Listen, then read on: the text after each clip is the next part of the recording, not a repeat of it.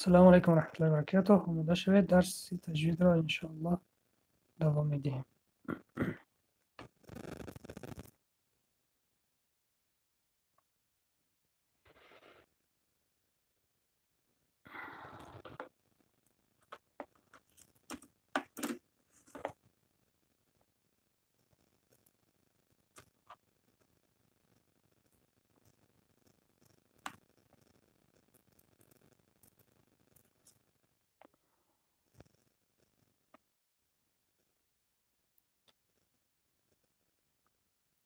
و علیکم السلام و رحمت الله و برکاته برادر.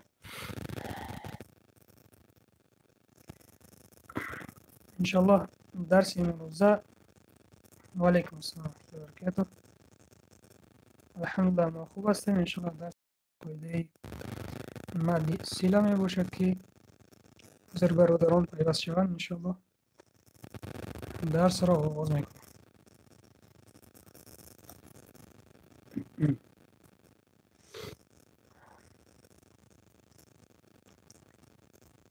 کسانی که در درس های پیشتر اشتراک داشتن میدونن که ما از تجوید انشاءالله ما از تجوید تا درس مدها رو گذاشتیم و امروز درس آخران مدها می باشد. یعنی که مد سیله این آخران مدی که می باشد که ما با شما می گذاریم و دیگر مدها رو با شما الحمدلله گذاشتیم.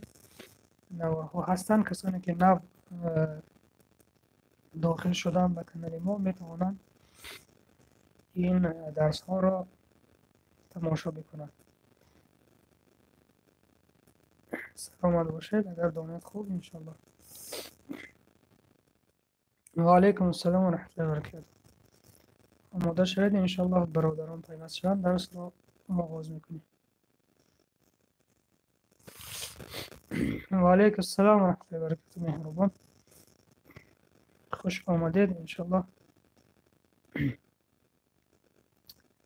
و چون به مثل پیشتره تا پیوست شدن برادران یک حدیث رو به شما میخونم. اعوذ بالله من الشیطان الرجیم. بسم الله الرحمن الرحیم. الحمد لله رب العالمین والعاقبة للمتقین والصلاة والسلام علی نبینا محمد وعلى آله و اصحابه اجمعین. الحمدلله ما خوب هستیم. الحمدلله خدا با شکر خدای مهربان را که خوب هستیم انشاءالله. حدیث امروزه پیامبر اکرم صلی الله علیه و سلم در کتاب صحیح حکیم می‌فرمایند که آمده است که پیامبر صلی الله علیه و سلم گفتند کسی که هر شب 100 آیت از قرآن بخواند، کسی که هر شب 100 آیت از قرآن تلاوت بکند، ثواب یک شبه عبادت را میگیرد. یعنی ثواب یک شبه عبادت نوشته میشود بر او. ببینید که شب چقدر دراز است و کسی که پیش از خواب 100 آیت را تلاوت بکند و خواب برود، ثواب یک شبه عبادت را از آن دمی که شب می درآید تا صبح صادق این قدر ثواب را میگیرد. و علیکم السلام و رحمت الله و برکاته. برادران ببینید چقدر فضل. نه حاضر سر کردیم درس را انشاءالله. حاضر از اون حدیث سر کردیم آغاز کردیم درس را. ببینید برادران یعنی که 100 آیت خواندن در یک شب به فکر مدت 10-15 دقیقه را نمیگیرد. ممکن یا بیشتر یا کمتر. این وابسته از خوانش شما است. کسی که بسیار میخواند و مهارت دارد در خواندن در مدت 10-15 دقیقه میتواند 100 آیت را بخواند. ببینید اگر 10-15 دقیقه شما 100 آیت را بخوانید، ثواب یک شبه عبادت به شما نوشته میشود. حکمی که شما از اولی شب تا آخر شب عبادت کردید. ببینید چقدر یعنی که ثواب ها خداوند مهربان بر امت پیامبر صلی الله علیه و سلم چقدر آسانی کرده است که 100 آیت خواندن، 100 آیت که ما میخوانیم به مقدار یک شبه عبادت بر ما نوشته میشود.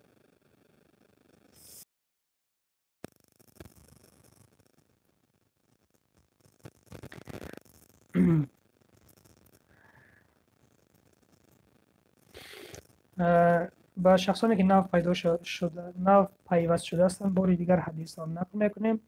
پیامبر اکرم صلی الله علیه و سلم فرمودند کسی که هر شب 100 آیت را، کسی که در شب 100 آیت را تلاوت بکند، ثواب یک شب عبادت بر وی نوشته می شود. ثواب یک شب عبادت بر وی نوشته می شود. به همین سبب بله برادر، سوره های میدونستگی هم را میتونیم بخونیم، میتونیم از قرآن تلاوت بکنیم، یعنی قرآن را کشاده تلاوت بکنیم برای خاطر که مهارت پیدا کردن در تلاوت ها. یکی سوره هایی که از یاد میدون، سوره یاسین، سوره تبارک، دیگر سوره هایی که میدونید بخونید. و بهتر میشد که هر یک مسلمان ختم قرآن داشته باشه، یعنی که هر وقت قرآن را ختم بخونند. هر روز به مقدار 2-3 صحیفه خوندن قرآن را ختم بکنند. و علیکم السلام و رحمت الله و برکاته.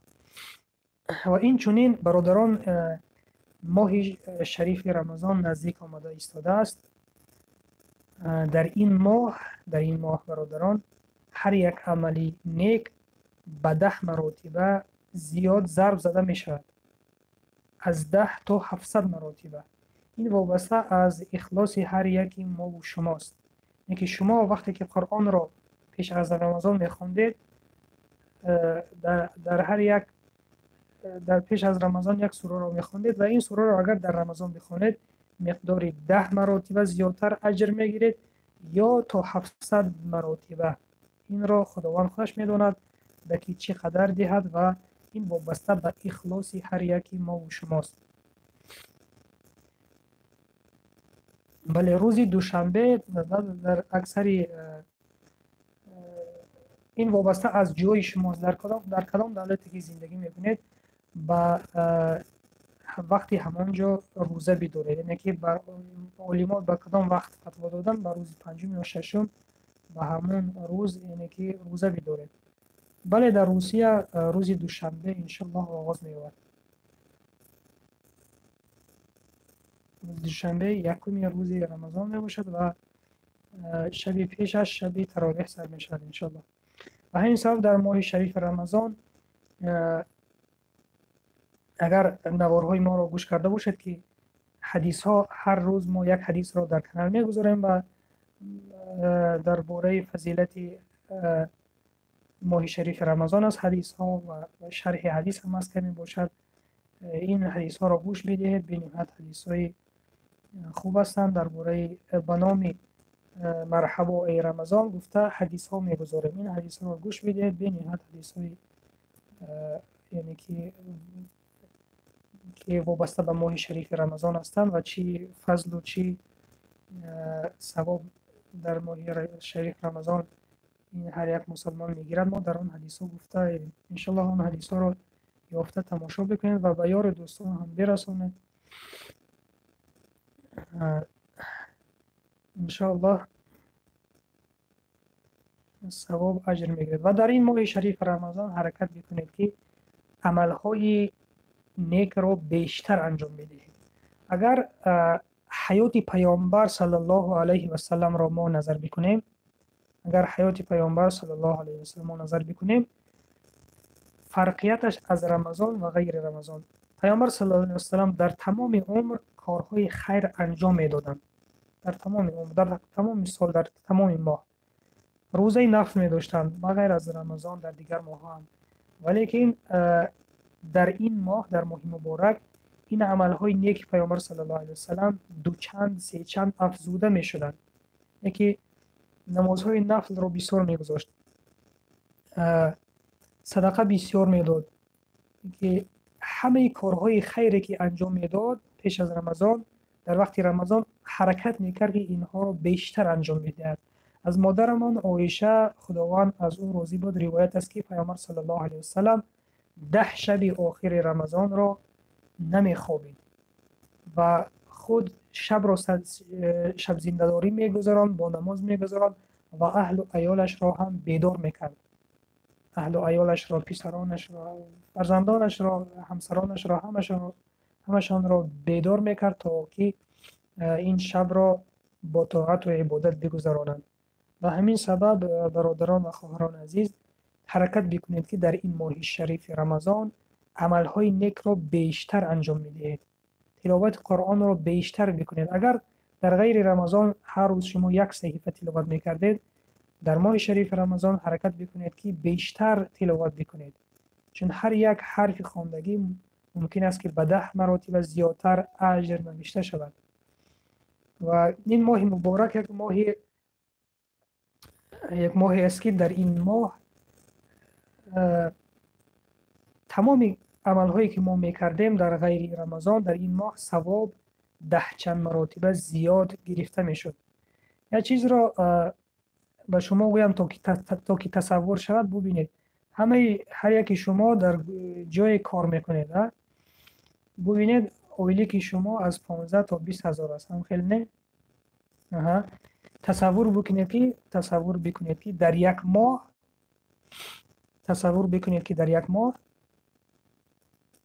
یک ماه مدیر شما مزدی 10 مراتبه به شما داد. تصور کردید؟ مزدی 10 مراتبه به شما داد. چه خیلی خرسند میشه. مثال اویلی که شما 20 هزار بود در یک ماه و در یک ماه 20 هزار بود و در یک ماه مدیر شما 20 هزار را به 10 مراتبه ضرب زده به شما داد. چه خیلی خوشحال میشوید.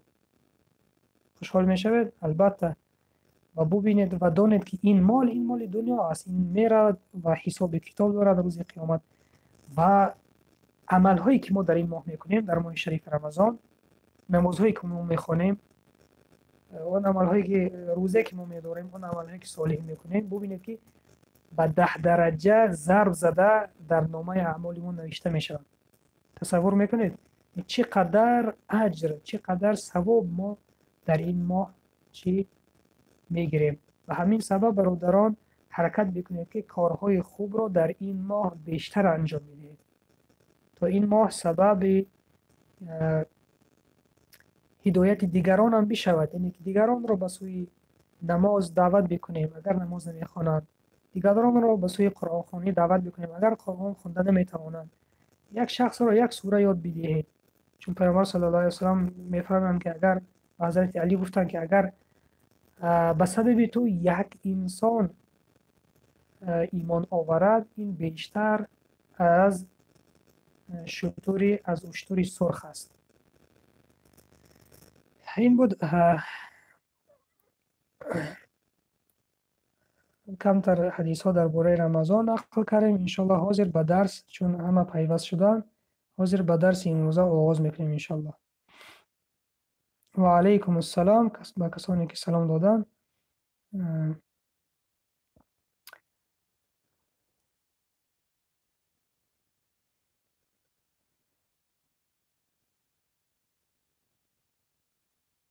و علیکم السلام و رحمت الله و برکاته. حاضر ما یک سوال ها رو بخونم، درس آغاز میکنیم.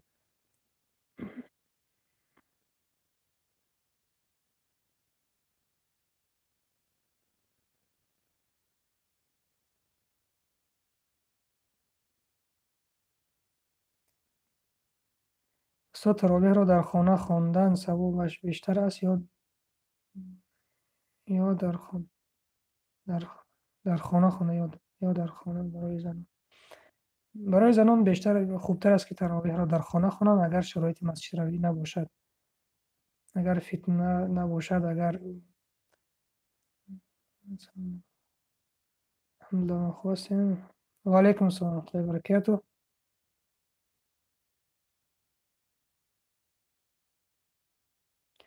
آمین آمین.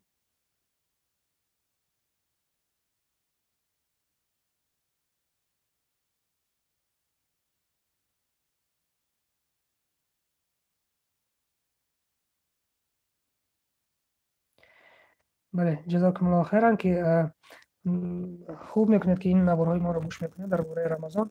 انشالله به یار دوستان هم بفرستید، انشالله خوب میشود. اینک درس این موزه را آغاز میکنیم، چون در سرلوحه معلوم است درس این موزه ما مد سیله است و این مد سیله برادران در این کتابی که با زبان تاجیکی است، در این کتاب افسوس که این مد نیست، من در این کتاب نآمده است و در کتاب های معاصر، یعنی در کتاب های نو این مد آمده است و انشالله امروز به شما مد سیله را میفهمانم. برادران،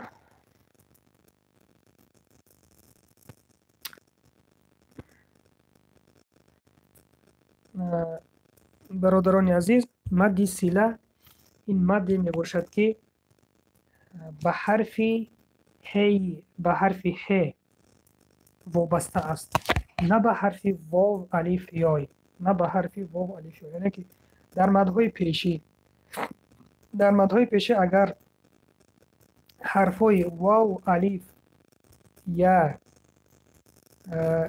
مد کشیده می شدن، در این مد سله نه این حرف ها بلکه حرف است، حرف ه. این حرف را، این حرف ضمیر جنس مردانه غایب است. کسانی که زبان عربی را کمی بیش میفهمند این را فهمیدند چیست ضمیر جنس غایب، یعنی که به تاجیکی گوییم کتاب او، یعنی کتاب وی. همین وی یعنی که این را ضمیر میگویند، یعنی که یک چیز به شخص، یک چیز از آن شخص بودن، مثل کتاب او یا که کتاب وی. همین وی را به زبان عربی ضمیر میگویند، ضمیر با فارسی ضمیر متصل یا که ضمیر غایب، شخص غایب، شخصی که نیست، جنس مردانه. به زبان عربی اگر بگوییم که کتاب او میشد کتاب هو، همین هو در دوام کتاب پیوست می شود.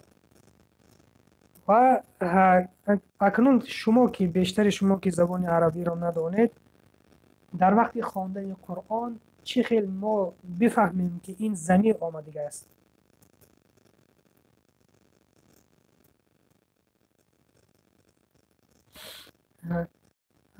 برادران، وقتی که شما زبان عربی را ندانید، اکثر شما نمیدونید، وقتی که قرآن خوانید چطور ما فرق کنیم که این ضمیر است، این ضمیر نیست؟ برای خاطر که این حرف ه در آخر یک خیل کلمه ها آمده می آید و ضمیر می باشد و در آخر یک خیل کلمه ها می آید ولی اما ضمیر نمی باشد و مانند کلمه الله. اگر کلمه الله را ما نظر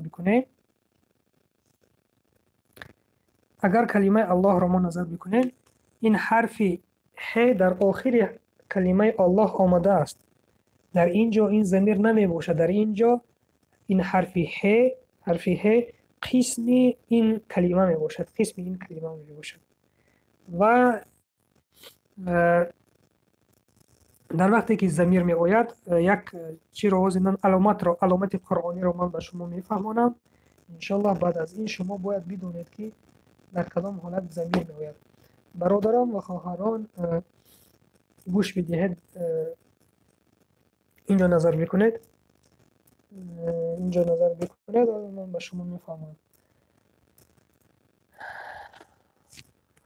ببینید، هر وقتی که در قرآن حرفی ه در آخر یگان کلمه آمده و بعد از حرف ه اگر با پیش باشد در اینجا حرف اوی میده نوشته می شود. اگر با کسره باشد در اینجا اولی حرف یای نوشته می شود. این سری یای، ببینید یای ها من به شما نشون میدهم. اینکه قسم اولی حرف یای اگر با کسره بیاید قسم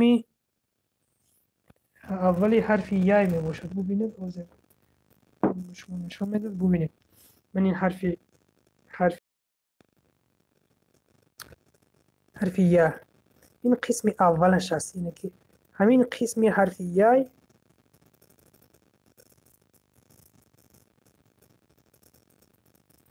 همین قسم اولی حرف یای بعد از ببینید بعد از حرفی هی می آید. ببینید من هر وقت که حرفی ضمیر این ضمیر اگر با دمه آید با پیش آید بعد از او حرفی واوی میده نوشته می شود و هر وقتی که با کسره آید اولی حرف یای سری حرف یای نوشته می شود. هر وقتی که شما سوره قرآن را می خوانید و این علامت ها را می بینید این علامت ها را بعد حرف هی می بینید دیمک این ضمیر متصل است. شما در اینجا باید دو حرکت بخوانید دو حرکت دراز کرده بخوانید.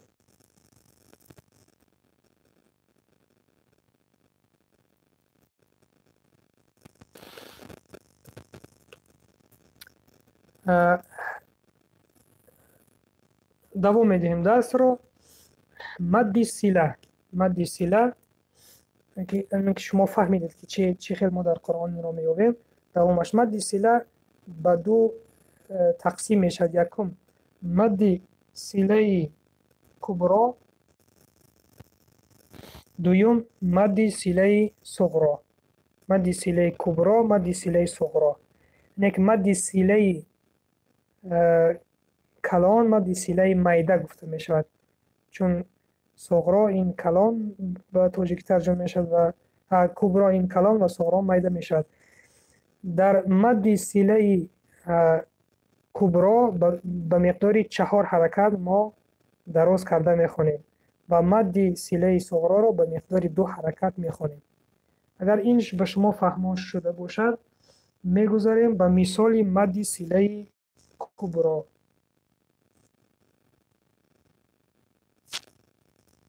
حاضر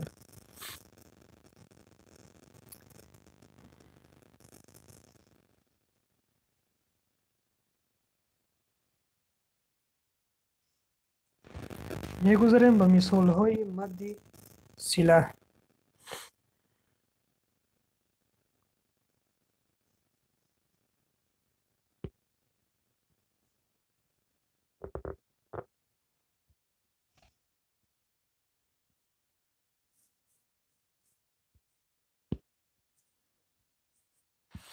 از اینجا کم در خطاگی شده است. ما خطاگی رو اصلاح کردیم. این که جورهای مد رو ما کم در خطا نوشتیم اصلاح کردیم. حاضر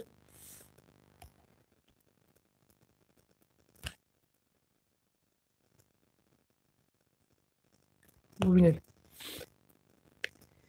یکم مد سیله صغرا گفتیم دویم مد سیله کبرا. صغرا به مقدار 2 حرکت کشیده می شود کبرا به مقدار 4 حرکت.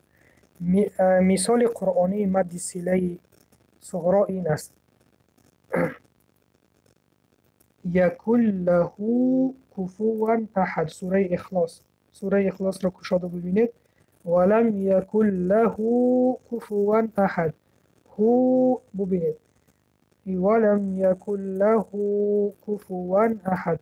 همین حرف هو را هو به مقدار 2 حرکت کشیده میخونیم. ببینید بعد از حرف هی با پیش چی آمده است؟ علامت حرف واو میده آمده است. واو میده آمده است. این علامت برای آن است که ما بدونیم که در همین جا ما 2 حرکت باید بخونیم. ولم یکن له به مقدار 2 حرکت میخونیم. هو ولم یکن له کفوا احد. اگر این بود مثال مد سیله صغرا میده و مد سیله کبرا ببینید این چنین است. این چنین با بعد از حرف ه واوی میده آمده است ولیکن اگر نظر بکنیم در بالای واوی میده یک علامت است. خط ناهموار دیدید این خط ناهموار. اگر این خط آید در بالای این خط ناهموار آید در بالای حرف واو میده این مد سیله کبرا می باشد که مقدار 4 حرکت میخوانیم. مقدار 4 حرکت میگه مقدار 4 حرکت خوانده میشه. این در سوره همزه اگر قرآن را بکشید میبینید که ما له اخلده، ما له اخلده، به مقدار 4 حرکت در اینجا خوانده میشد. علامت دیگری که مد سیله صغرا را از کبرا فرق میکند این است که همیشه بعد از مد سیله کبرا حمزه می آید. ببینید حمزه همیشه بعد از مد سیله کبرا حمزه می آید. ببینید حمزه آمده است. در اینجا بعد از مد سیله حمزه نیست، حرف کف است. در اینجا چیز حمزه است. اینه که با دو علامت شما می توانید مد سیله را مد سیله کبرا و صغرا را فرق کنید. یکم علامت این که بعد از حرف ه واو میده می آید، این مد سیله صغرا می باشد. مقدار 2 حرکت کشیده می خونیم و هر وقتی که بعد از حرف ه واو میده با خط ناهموار می آید، این مد سیله کبرا می باشد که مقدار 4 حرکت می خونیم. اگر با کسره آید، ببینید اگر حرف ه با کسره آید در مد سیله صغرا، اگر با کسره آید بعد از حرف ه اولی سری حرفی یای نوشته می شود و اگر در مد کبرا آید کسره، در مد کبرا آید کسره، بعد از حرف ه آغاز اولی حرف یای نوشته می شود و در بالاش باز هم خطی ناهموار است. ببینید خطی ناهموار است. این علامت ها را از خود بکنید، در یاد بدارید. هر وقت که شما قرآن بخوانید اگر بعد از حرف ه واو میده آید، این مد سیله صغرا است که مقدار 2 حرکت میخونیم. ببینید یا که اگر در وقتی که با کسره آید حرف ه، با کسره آید حرف ه، بعد از حرف ه اولی حرف یای می آید. چون که در اینجا من با شما نشان بدادم این حرف یای می باشد و اولی حرف یای. ببینید و اگر حرف ه با دامه باشد واو میده آید و در بالای واو میده خط ناهموار آید و این چونین با کسره باشد اولی حرف یای آید با خط ناهموار، این مد سیله کبرا می باشد که مقدار 4 حرکت کشیده خوانده می شود. بار دیگر مثال ها را به شما می خوانم. ولم یکن له کفوا احد، ولم یکن له، ببینید هو مقدار 2 حرکت. اگر شما ولم یکن له کفوا خوانید خطا است و همین سبب مقدار 2 حرکت باید کشید. ولم یکن له کفوا احد. در اینجا ما له اخلده به مقدار 4 حرکت باید بکشید. ما له اخلده. این بود درس امروزه. درس به همه شما فهم شد. سوال ها آید درس باشد مرحمت بدهید.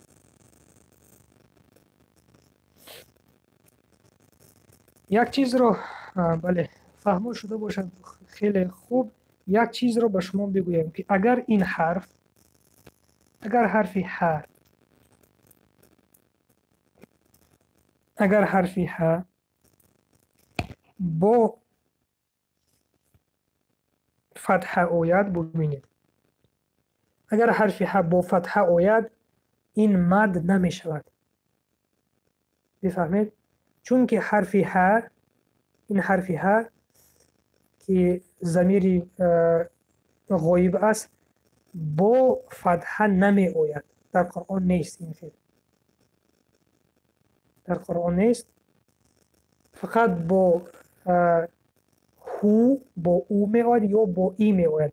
اگر با فتحه آید دیمک این ضمیر نیست.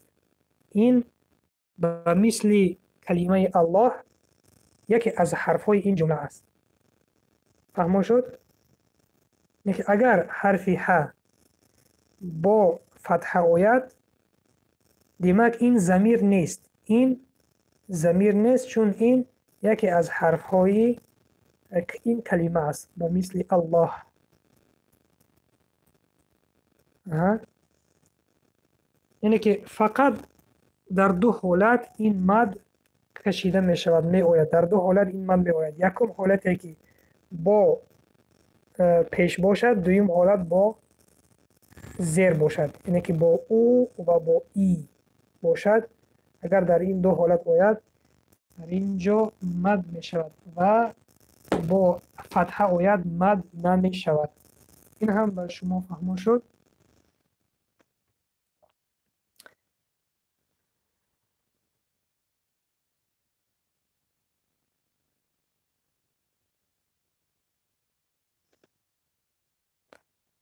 به همه شما فهمو شد درس امروزه.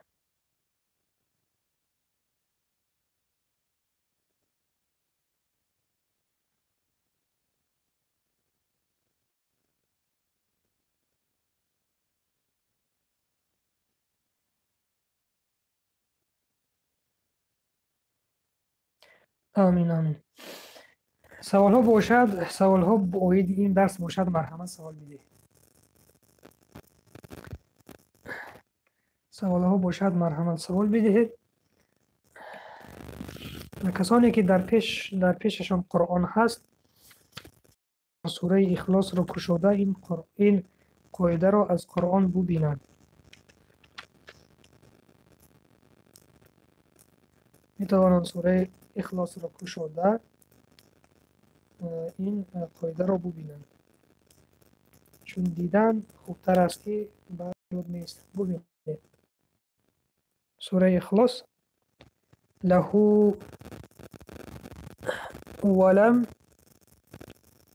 ولم یکن له. ببینید بعد از حرف ه واوی مایده است، واوی مایده آمده است. واوی مایده است، این علامتی مد سیله صغرا می باشد. ولم یکن له کفوا احد. ببینید اینجا واوی مایده آمده است. و اگر سوره همزه رو ببینید سوره همزه سیوم آیت، سوره همزه سیوم آیت، یحسب ان. ببینید سوره همزه سیوم آیت، یحسب ان ما له اخلده. ببینید ما له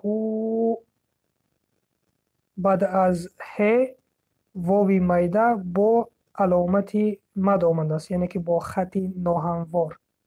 ببینید ما له اخلده. در اینجا 4 مقدار میخونیم، در اینجا 4 مقدار میخونیم. این بود درس امروزه برادران و خواهران عزیز. الحمدلله ما با شما قاعده های اساسی تجوید را یعنی که تمام کردیم. این قاعده حرفای استعلا و استفاله، حرفای قلقله، نونی سکون و میمی سکون و اینچنین مدها را و یک چند قاعده های دیگر ماندن انشاءالله. چون ما گفتیم در اول که در ماه شریف چون ماه شریف رمضان ماه طاعت و عبادت است، در این ماه طاعت و عبادت رو انشاءالله بیشتر انجام بدهیم و درس های تجوید را انشاءالله بعد از ماه شریف رمضان دوام میدهیم. بعد از ماه شریف رمضان دوام میدهیم، چون ماه شریف رمضان که تراویح هست و وقتها طوری نمیگیرد که در روسیه هم میدونید که بعد از تراویح 1 ساعت نمیگذرد که سحرخوری می شود. به همین سبب وقت کم است. انشالله بعد از ماه شریف رمضان درس های ماندگی تجوید را دوام میدهیم که کمی مانده است. انشالله ما با شما این را میگذاریم و در این ماه به اطاعت و عبادت و خواندن قرآن بیشتر مشغول شدیم، خوبتر می شود.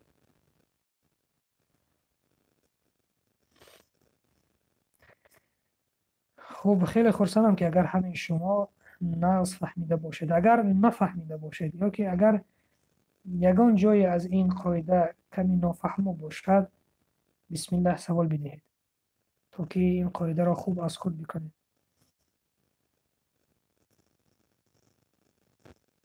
آمین الحمدلله. خداوند شفا بدهد.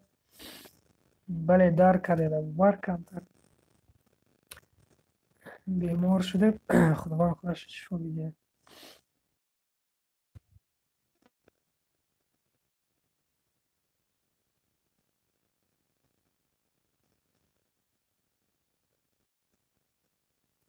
خداوند انشالله به شما کاری مناسب در این ماه شریف رمضان نصیب بگرداند.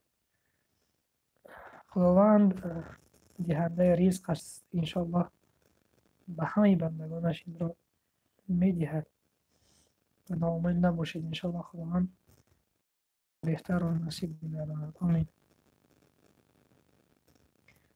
سوال دایر درس نیست نباشد.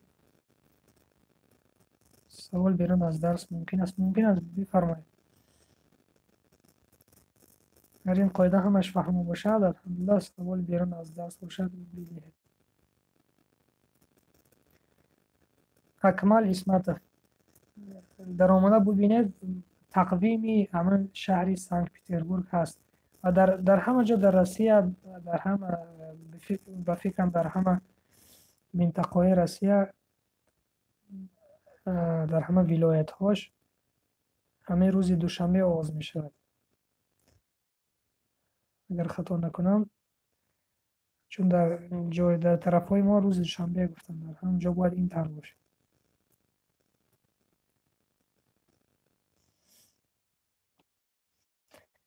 ابوبکر کراهانف ابوبکر سوال دادن که نماز عصر را همش را با سوره میخوانیم استاد. ابوبکر گوش بدهید، یک چیز را شما نمیدونید، به این سبب شما این سوال را دادید.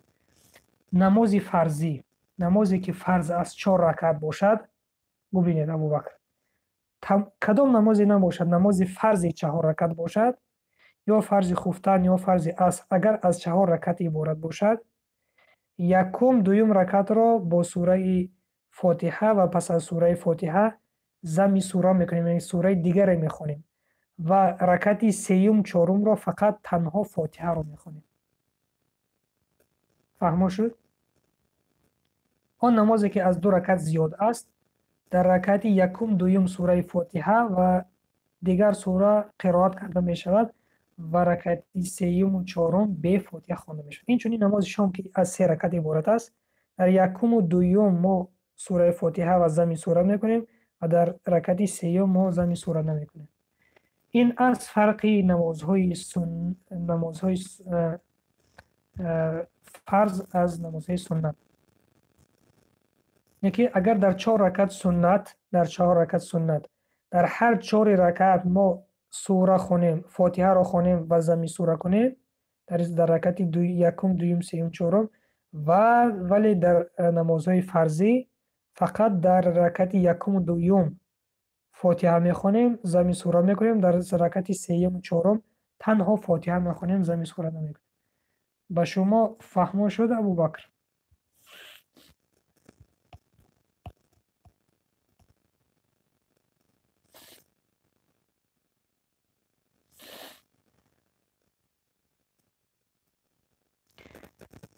رحمت ماه شریف رمضان به همه شما مبارک باشد. خداوند ما را به این ماه برسان، چون حاضر هست 2 روز و رسیدن برای این ماه تنها خدا میداند.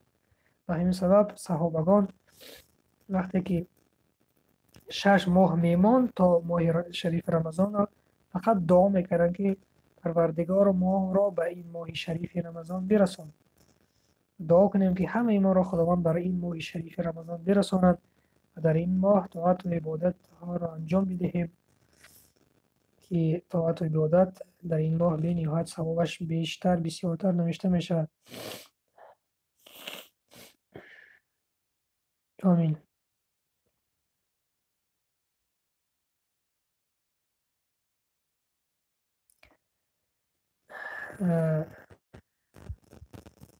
استاد پرنده ها و حیوان ها بهشت و دوزخ میروند، جین ها چی؟ جین ها درباره پرندگان و حیوان ها الله اعلم میدونم، چون هنی قرار نمیدادم. و درباره جین ها، برای جین ها، چون جین های مسلمان هستند، جین های نامسلمان هستند. در بین جین ها هست جین هایی که ایمان آوردن و جین هایی هست که ایمان نآوردن. آن جین هایی که ایمان نآوردن عذاب کرده میشن اونها به سبب ایمان نآوردنشون.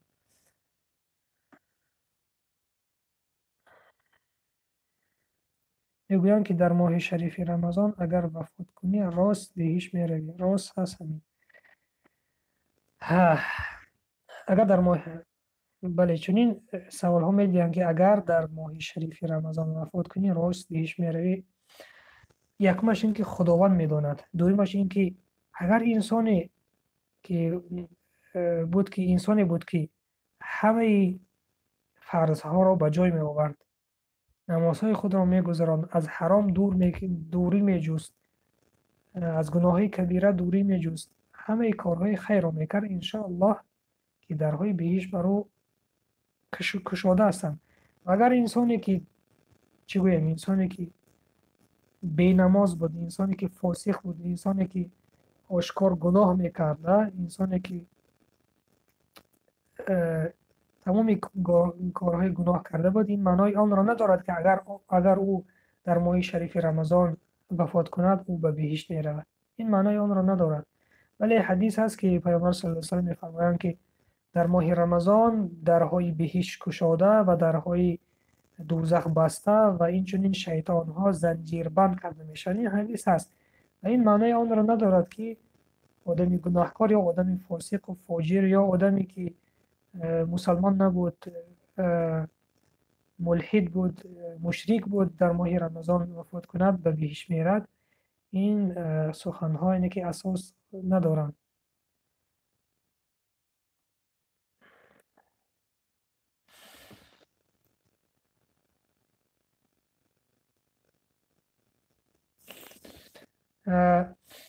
مهربان حجف گفتند که مد سیله را نفهمیدم، میفهموندید بخشش شد. بله برادر، ما به شما بار دیگر میفهمونیم. ما گفتیم که کسی که نفهمیده است سوال بیدید، انشاءالله بار دیگر تکرار میکنیم. برادر گوش میکنید، هر وقتی که شما قرآن رو میخونید، یکی راه آسانش رو به شما بفهمونم. هر شما قرآن خوندید، اگر بعد از حرف ه، یعنی حرف ه، واوی میده آید، یا که واوی میده آید یا که سری حرف یی آید، اینجا مد سیله صغرا است که مقدار 2 حرکت کشیده می شود. اگر وقتی که شما قرآن خوانده ایستادید در آن جایی که بعد از حرف ه واوی میده با این علامت آید، علامت خطی ناهموار ببینید،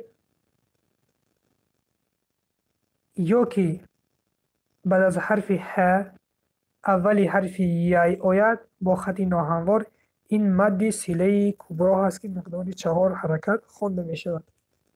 تمام. این ساده کرده فهمونید. یعنی که وقتی که با پیش باشد، اگر حرف ه با پیش باشد در این حالت واوی میده می آید و اگر حرف ه با زیر آید، یعنی با کسره با ای، در این حالت اولی حرفی که مقداری 2 حرکت خوانده می شود. و اگر در بالای این علامت ها این چنین خط باشد، ببینید در بالای این علامت ها، علامت واوی میده و اولی حرف یای، سری حرف یای، اگر چنین علامت ها باشد به مقدار 4 حرکت خوانده می شود. تمام، دیگر جای مشکلیش نیست. اگر حرف ه بعد از حرف ه این علامت ها نباشند، نآیند، مقدار 1 حرکت خوانده می شود. تمام. اگر بعد از حرف ه این علامت ها نباشند، ببینید این علامت ها نباشند، مقدار 1 حرکت، در اینجا هو، در اینجا هی میخوانیم. تمام. اگر این علامت ها باشند و مقدار مد کبرا سیله کبرا باشد 4 حرکت مد صغرا باشد 2 حرکت خوانده می شود. فهما شد برادر؟ خوب فهما شده باشد خیلی خوب. یعنی که همون علامت ها را شما نظر بکنید. از همه راه آسانش این است که علامت ها را نظر بکنید. برای این قاعده شو تا که به شما خوب فهمو بشود برادر، قرآن را بکشایید. سوره اخلاص را ببینید. سوره اخلاص را ببینید و این چنین سوره همزه را ببینید. سوره همزه را ببینید. اگر بعد از همین حرف ه این علامت ها باشند مد سیله است. اگر بعد از این حرف ه علامت ها نباشند این مد نیست.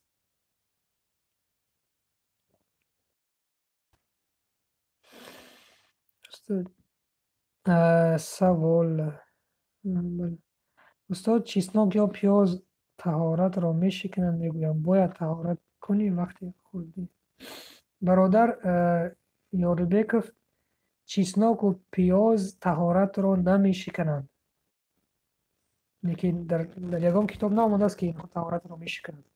فقط در کتاب های فقه می آید که کسی که چیسناک می خورد یا که پیاز می خورد به نماز جماعت نرود تا دیگرها را آزار ندهد. یعنی که از بوی چیسناک و از بوی پیاز دیگرها را آزار ندهد.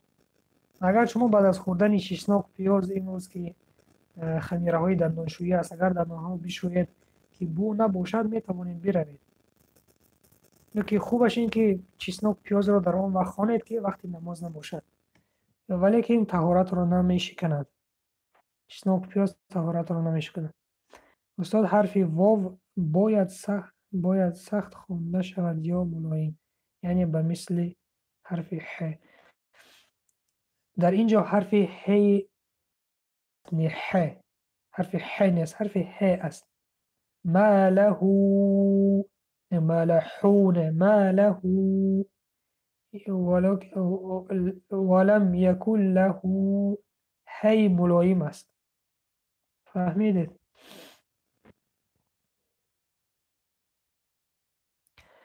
اکمل اسمت بی‌توقی نماز خواندن ممکن است یا نه؟ بله ممکن است. بی‌توقی است و توقی در اینه که در خواندن نماز توقی شرط نیست، ولیکن کسی گذاشته خواند انشالله با اون نیتی که با کدام نیت اگر گذاشته خواند، با نیت اینه که پیامبر صلی الله علیه و سلم همه وقت نماز را با سری محکم می‌خواندند یا با سله یا که یگون. به همین سبب اگر این را نیت کرده بخونید انشالله ثواب میگیرید. ولیکن بی‌توقی هم خواندید نماز انشالله نماز است. استاد ما میتوانیم 3 روز پیش از رمضان روزه گیریم، میگویند ثوابه.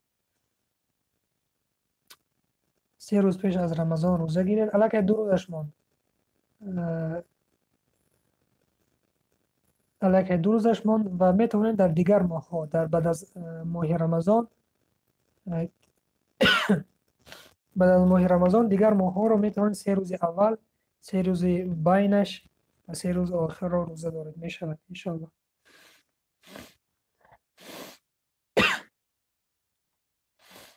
سلامت باشه. استاد مادر من وفات کردگی است. سوال ابوبکر سوال دادن که استاد مادر من وفات کردگی است.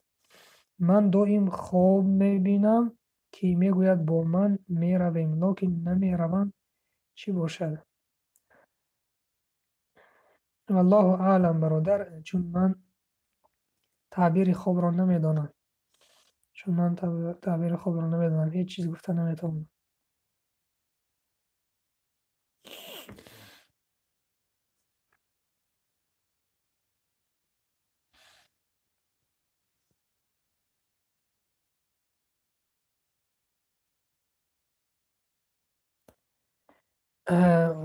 استاد سوره ها را در نماز به تجوید خوانیم چی می شود؟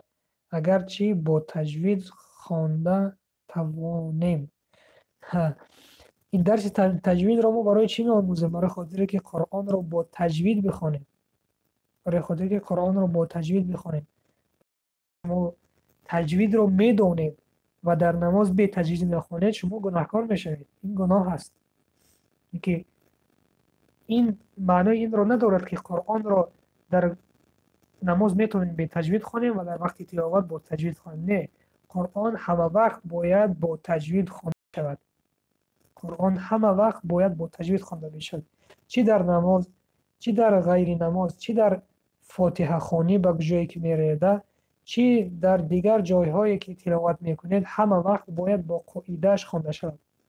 اگر شما دیده دانسته قاعده های تجوید را دانسته و قرآن را به تجوید میخوانید، این گناه است. به همین سبب باید قرآن را با تجوید بخوانید. این درس ها برای همین هستند.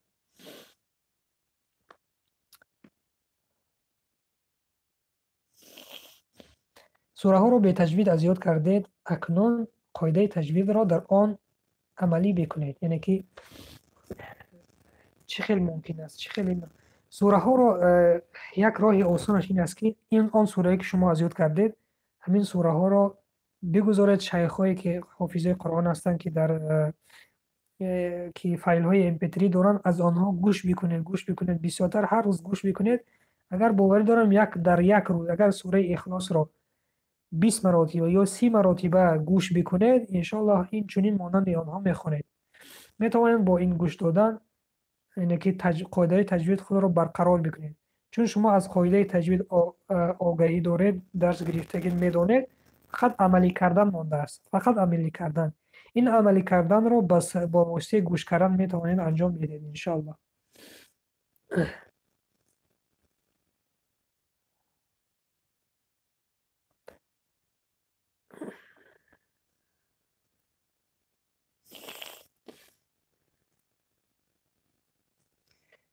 اگر از فراموشی باشد، از فراموشی به تجوید خونید، انشالله بخشیده می شود و حرکت بکنید که این سوره هایی که از یاد کردید آنها را به تجوید خواندن از یاد بکنید. حرکت بکنید که تجوید ها را داخل بکنید، قاعده تجوید را در آنها داخل بکنید انشالله. می شود یاد گیریم تجوید هاشه از گوش کردن سوره ها. بله این راهی بهترین است.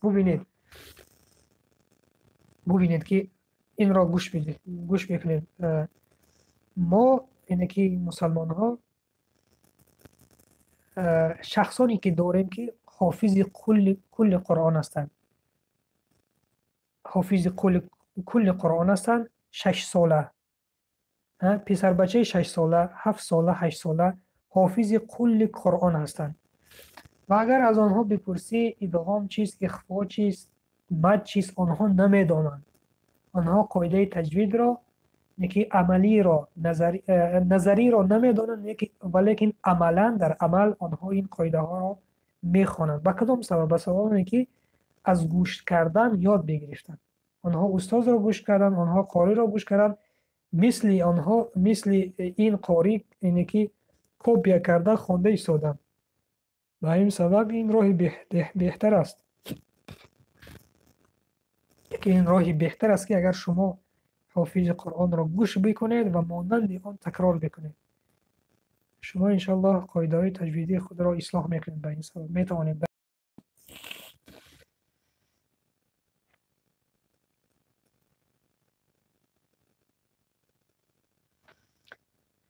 اگر مرد زنش را بگوید که تو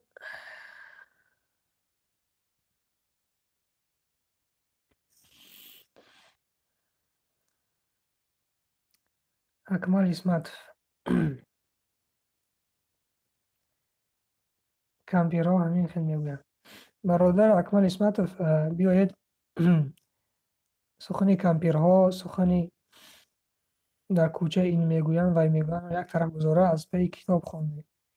چون ما امروز از کتاب دور شده هستیم، این به هر این گپ های مثال که اساس ندارم باور میکنیم. کتاب رو باید بخونیم، کتاب رو باید نظر بکنیم. و البته گفته بعضی از کمپیرها این از کتاب است. اگر این چنین باشد ما آن را قبول میکنیم و از هوا باشد که بی اساس باشد قبول نمیکنیم.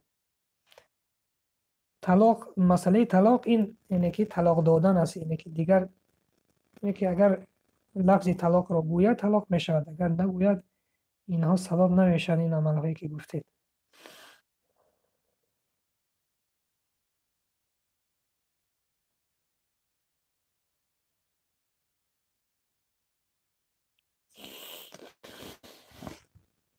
استاد شخصی که روزه را میگیرد ولی که نمازش را نمیخواند، برادر، از گرفتن روزه، چون روزه علاهیده سوال و جواب دارد در روز قیامت و نماز در روز قیامت علاهیده سوال و جواب دارد.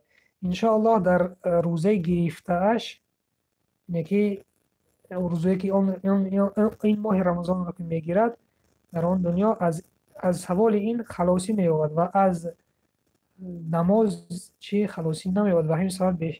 و همین سبب خوبتر است که نماز هم را بخواند، یعنی که باید نماز را بخواند، چون که روز قیامت اولی پرسش از نماز می شود. اگر انسان مسلمانی با ایمانی که ایمان دارد و می داند که روز قیامت این پرسش از نماز می شود، چه چیز آن را باز می دارد از نماز خواندن؟ چه چیز باز می دارد؟ که کار این دنیا، مال این دنیا همش از دست می رود و همین سبب نماز هم بخواند، نماز هم بخواند انشاءالله. ولی شما مرد نکنید که تو نماز نمیخوانی روزه ندار، گفتن مرد نکنید، این کار خطا است. اصلا این چون برادران میگن که نماز نمیخوانی روزه قبول نیست، روزه ندار. نه، بگذار بدارد روزه، ممکن این رمضان سبب هدایت او شود و نماز تراویح رود، گرچند یک نماز پنج وقته نمیخواند. ممکن که یک موعظه سبب هدایت او میشود و او نمازهای خود را سر میکرد انشاءالله.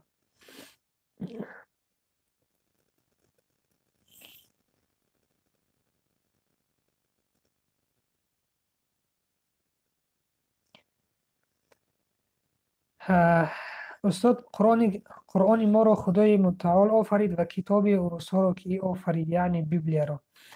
بیبلیا به زبان عربی این انجیل می باشد. گوش بدهید، خوبتر گوش بدهید. انجیل و تورات و زبور و قرآن همه اش کتاب های الله سبحانه و تعالی می باشد. همه این کتاب ها از جانب الله سبحانه و تعالی به پیامبران نازل شدند.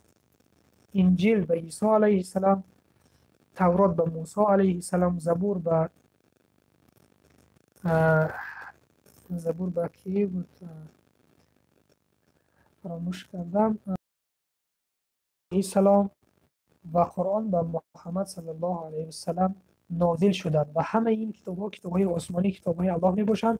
ولیکن بعد از گذشتن پیامبران این کتاب ها تحریف شدند، یعنی این کتاب ها عوض شدند، کتاب های انجیل و زبور و تورات، یعنی که متن آنها تا زمان ما، متنی که با آن زبانی که نازل شده بود تا زمان ما نآمد، ترجمه آن آمد. اینکه بیبلی که امروز نصرانی ها دارن، این ترجمه این کتاب است. و وقتی که شما هر وقتی که ترجمه شد کتاب، صفت اصلی را گم میکنند و ترجمان با فهم عقل خودش می نویسد. این چنین آنها در شکلی که نازل شده بودند تا زمان ما نآمدند. و یگانه قرآن که با زبان عربی نازل شده بود و پیامبر صلی الله علیه وسلم تا زمان ما چی آمد و هیچی. یگانه قرآن کریم که با زبان عربی نازل شد و تا زمان ما این چنین این زبان این قرآن حفظ شد. و این چنین الله سبحانه و تعالی در قرآن چی میگوید؟ یعنی که ما این را نازل کردیم و ما قرآن را نازل کردیم و ما این قرآن را تا روز قیامت که حفظ میکنیم، حفظ مینماییم. و کتاب هایی که پیش بودن، انجیل و زبور و تورات، اینها تحریف شدند، یعنی که در آنجا کدام عالم سخن خود را داخل کرد، سخنهایی که درباره پیامبر صلی الله علیه و سلم نوشته بود آنها را از آنجا گرفتند، کور کردند. و همین سبب کتاب های تحریف شده هستند، سخن خداوند و سخن انسان ها. و قرآن تحریف شده نیست و تحریف نخواهد شد. فهمیدید این مسئله را؟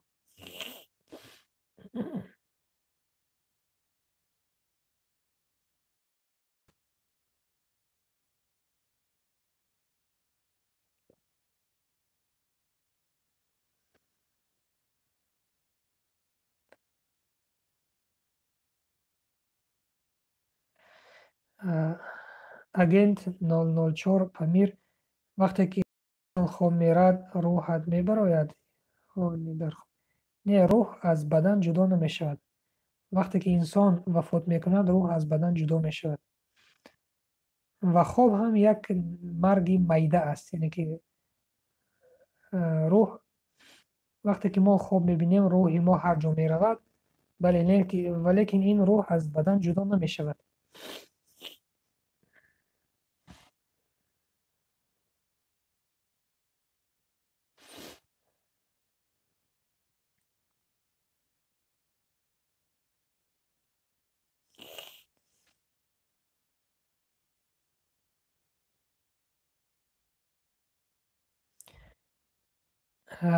اکا بعد دو رکعت نماز تراویح تسبیح رمضان میخوانند. یک بار خوانید ما خطاگی خود را است. نه که یک بار خواندن، دو بار یا که سه بار خواندن. میتوانید یک بار خوانید، میتوانید سه بار خوانید. وابسته به جماعت شما است. جماعت اینه که عادت چه خیلی بود در این مسجد که سه بار میخوندن سه بار بخونید و اینه که یک بار میخونن یک بار بخونید، هیچ جایی وای ندارد. استاد اگر در مسجد خوب برای باید طهارت کنید. مسئله خواب چنین است، انسانی که خواب تکیه زده خواب رود و اینه که انسانی که خواب رود بله طهارت میشکند و انسانی که هم خیلی تکیه زده یعنی که دراز کشد دم میگیرد و غنبش برد یعنی که این هم یک نمود خواب است که اگر همون چیزی تکیه کردگی را از او بگیریم بیافتد در این حالت هم طهارت میشکند. ولی در گوشه که خواب انسان در گوشه که خواب نرود طهارت میشکند، باید از سر نو طهارت بگیرد.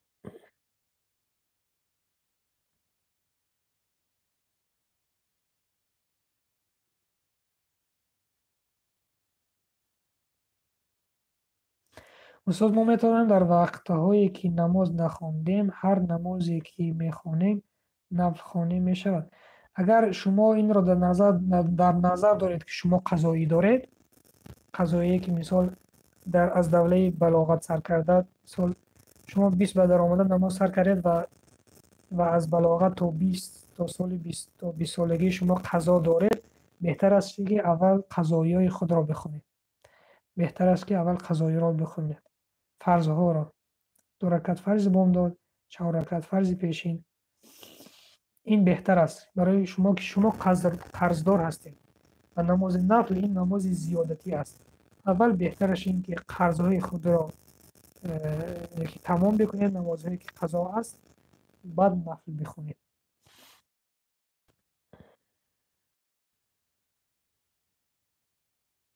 بله زبور به داوود علیه السلام بود.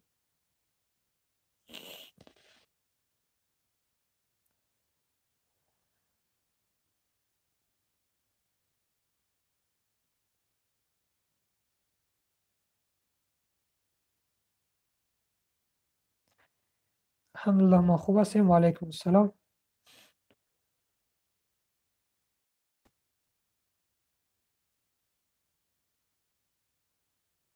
سلامت باشید برادر.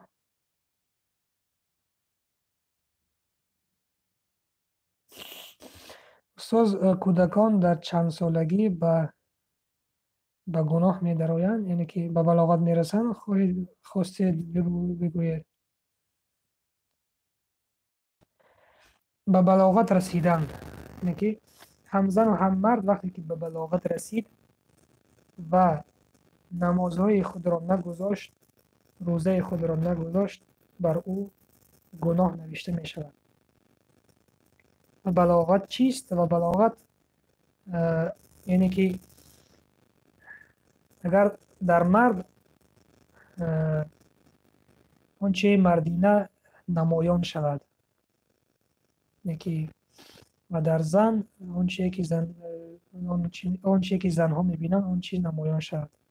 علامت های مردینه و علامت های مرد و علامت های زن. و فکرم به همه شما فهمیدید و این را میدونید چیست. و سال عادتا مردها در 12 13 14 سال به بلاغت میرسند، زنها باشد کمی پیشتر در 9 10 سالگی به بلاغت میرسند و این وابسته از مکان است. چون در جایهای گرم انسان تیزتر به بلاغت میرسد و در جایهای خنک انسان دیرتر به بلاغت میرسد و این یگان سال انیق ندارد، تنها این با آن علامت هایی که در مرد و در زن هست پیدا می شود. هر وقتی که انسان به بلاغت رسید باید بعد از این اگر فرضها را انجام ندهد گناه نوشته می شود و همین سبب پیش از بلاغت ما باید این کارها را آغاز بکنیم که به همین سبب بهتر میشه که در کودکی آنها را آموزیم. 5 ساله 6 ساله 7 ساله این عملها را طهارت و نماز و در 9 سالگی روزه‌داری را آموزیم که وقتی که کلان شوند به بلاغت رسیدن یعنی که بی ترس و بی هراس و این عملها را انجام بدهند.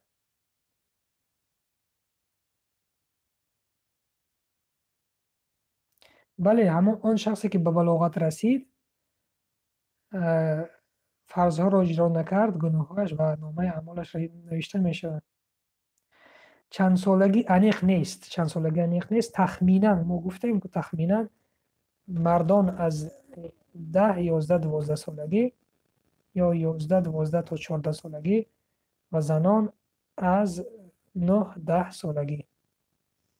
ما با شما اینش گفتیم که علامت مردینه و علامت زنها علامت مردینه در مردها و علامت زنینه که در زنها پیدا می شود.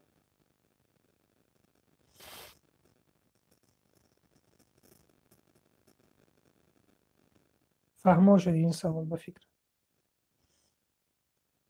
در زنها مثال این که هر وقتی که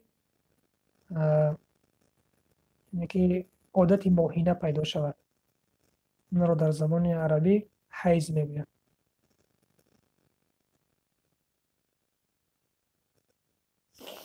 و در مردها دیگر چیز.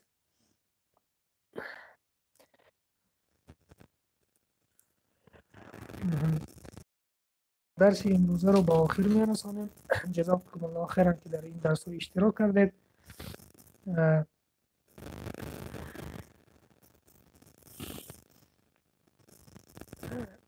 تسبیحی که در رمضان خواندن سنت است یا که نه؟ سنت است یا که نه؟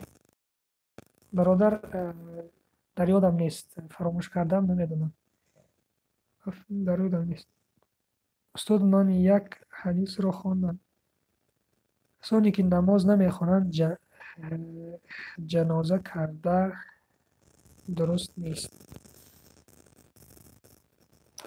شما حدیث رو خواندید ولیکن شرح حدیث رو باید بخوانیم، بفهمیم به چی سبب. چون که هر کسی که از این دنیا مسلمان وفات کرد ما باید جنازه او را بخوانیم. شما شرح حدیث رو بخونید، چون که در شرح حدیث علما که فهمانده میدهند. سلامت باشید. به همین درس این موزه را انجام میدهیم. به همه شما بار دیگر فرارسی ماه شریف رمضان را تبریک و مبارک میگویم. خداوند در این ماه عملهای کرده ما و شما را قبول بگرداند، نمازهای با خواندن با رفتن نماز تراویح بر ما نصیب بگرداند، آسان بگرداند و قرآن کریم را در این ماه ختم کردن بر ما نصیب بگرداند. یکی از عملهای بهتر در این ماه این ختم کردن قرآن در این ماه است. اگر بتوانید حرکت بکنید که قرآن را در این ماه ختم بکنید که به نهایت ثوابش بسیارتر است و می آید که بسیار علما در این ماه حرکت میکردن، یک بار نه، دو بار، سه بار، چند بار قرآن را ختم میکنن. اینچنین شما حرکت بکنید که قرآن را در این ماه ختم بکنید. سلامت باشید. خداوند به همه شما ایمان کامل نصیب بگرداند، به همه شما روزه داشتن را آسان بگرداند و روزه داشتن را خاص برای خودش این عمل روزه را خاص برای خودش قبول بگردد، چون ریا نباشد، با دیگر نیت ها نباشد. سلامت باشید همتون. انشالله بعد از رمضان باز درس های تجوید را دوام میدهیم، چون این ماه طاعت و عبادت است، ماه خواندن قرآن است. حرکت میکنیم که در این ماه بیشتر عبادت ها را انجام بدهیم و انشالله بعد از رمضان باز به این درس ها آغاز می‌یابیم، دوام میدهیم. با انشالله بعد از تجوید با یگان درس های دیگر هم باشد، یگان درس های مهم هم باشد، میتوانیم انشالله بگذاریم. تنها از خداوند خواهش آن را دارم که همه این درس ها را تنها برای خودش در با نیت پاک و با اخلاص و تنها برای خودش اینها را انجام بده و اینها را قبول بگرداند. السلام علیکم و رحمت الله و برکاته.